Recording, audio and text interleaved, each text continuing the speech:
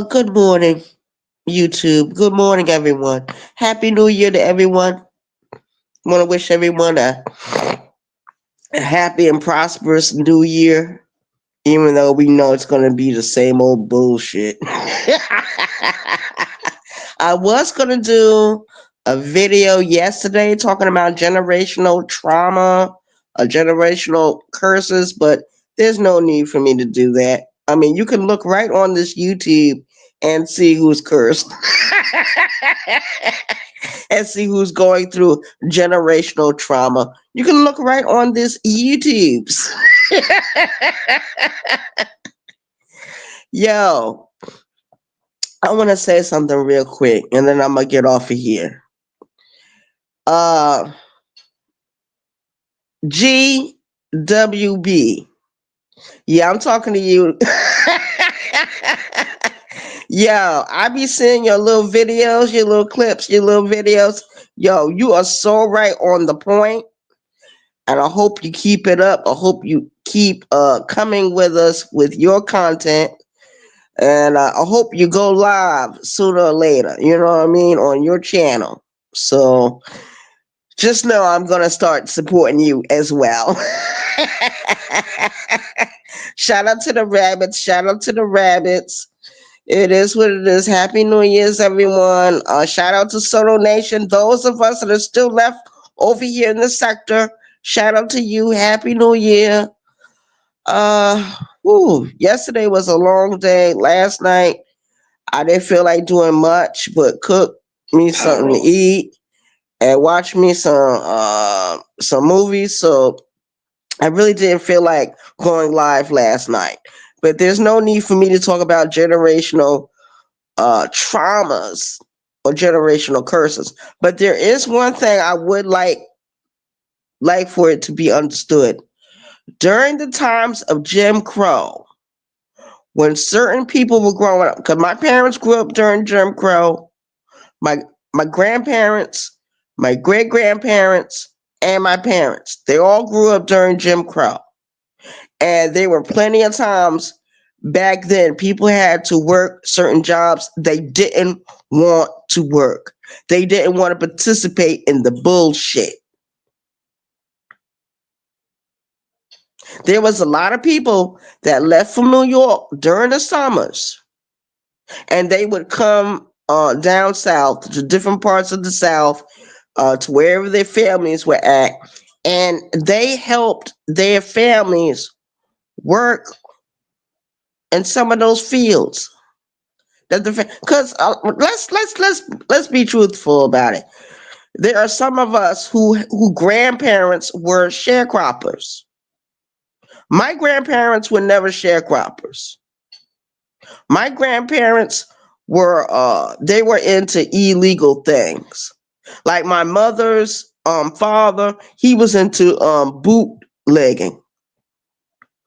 My grandfather on my father's side, he was a juke joint dude. He was a dude that liked to have fun all the time. He liked to play cards. He liked to gamble. He liked to throw the dice.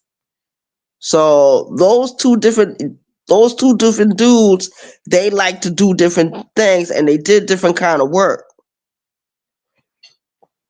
My grandfather, the dude that you see in the picture, in the black and white picture, he came from North Carolina years ago. He came to New York. Um, I think he had to been like a teenager because he had met my grandmother around that time. And I don't know why my grandmother found him so irresistible and so charming and this and that because when they first met, they got along with each other, but then as time went on, he started mistreating her. And she was not supposed to have married that dude. So and it's correct because anytime the family talks about him, they talk about him in negative tone. Nobody liked him. Nobody respected him. Nobody appreciated him. They were all glad when he died. You know what I mean?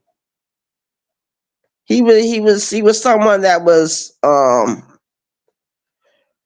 he didn't treat my grandmother well. He didn't treat my father well. He back in 1960 he had killed a woman in North Carolina. He killed her in front of my father, stabbed a woman to death. So the certain generations of people carry on traumas into their real life, into their real present life, into their marriages, into how they raise their children. That's how my grandfather was. He was someone that abused children and he abused his wife. So he was someone that practiced that. But that was done to him when he was growing up. There's a picture, there's a black and white picture. It's him and he's sitting with his mom. His mother was the same way. You know what I mean? You go back a few generations before that, you will find that there is an ancestor. Her name was Frances Crowder. She was a house nigger. She was a mulatto. She was a slave to her father and her half sister. And from what I was told about her, she was not treated well by her own relatives. You know what I mean? She had a very big disdain, a strong hatred of white people. She did. A very big resentment towards them. She hated them. She passed it down to her children, her grandchildren, her great grandchildren, not to trust white people. And if you are friends with them, watch them. Don't believe anything they say. Make them prove that they're your friend. Make them prove that they're going to be loyal to you. But that, and I don't. I'm gonna raise my hand and say yes. It was something inbred inside of me that always suspected white people of being snakes in the grass. I've always had that feeling, even if I became friendly with them or associated with them a little bit. In the back of my mind, I always knew I had to watch them. I had to watch them. I couldn't believe them. I had to watch for little things like to see anything that they do or might say is racist. And a lot of white people are insensitive towards us. They're not gonna get up here. Some of them will not never say the word nigger, but you know that they're calling you a nigger by how the way they fucking treat you, how the way they fucking talk to you, and how the way they fucking talk about your race. You got a lot of undercover racists on this app. And people want to say, Happy New Year. Okay, let's get a whole new year. A whole new year. Let's get our reparations and let's blow this joint. Let's get the fuck away from these devils. For real, yo. That's how I want my new year to come out. I want me to get my reparations this year. I bet you I'll leave the fucking country. I'll get me a passport and leave and never fucking come back. A shout out to the chat. And that's the way I see it. That's the way I see it. There's a lot of generational curses going on. There's a lot of generational trauma going on. There's a lot of things that black people in this country will never be healed from.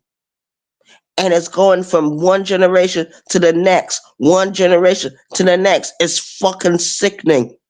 If those people give me my reparations today or tomorrow, I am changing my address. I am leaving the United States. And I will retire somewhere else. I will not be here. I will not be here. Martin Luther King, I guess before he died, he said to himself, he admitted to himself what he did wrong during around the civil rights movement. He invited us into a house, a burning house, a house that will be destroyed anyway. This is the year of exposure, 2025. Everything started coming out in the wash, what, a few months ago? About certain things that they got going on in government. What, in a matter of hours, President Trump will be going back into the White House? Betty Davis said it best. She said, hold on, it's going to be a wild and bumpy ride. Shout out to the chat. I'm out of here. Those who are not here will catch the playback. I'm not going to be up here talking all day. I got me a full day. Even though I'm off today, I got things I got to do today. So shout out to everyone. Hope everyone enjoys their day. Enjoy the rest of your week. And let's push for our reparations, man. Let's blow this joint, man. It's time for black people to really do what we need to do. We was offered the chance during the 1950s and 60s. And because of the black leadership that we had, they were cowards. They didn't want us to do it like that. But nothing is given for free. Nothing is given. Like you just walk down the street and you get your civil rights. No, that's not reality. And we're gonna see in the next couple of years how much we really count in this fucking country. And those of you that don't understand that we don't count for nothing will never wake up from your own coma. It's not a nightmare. It's not a terror-mare. You are living in a coma. Now shout out to the chat.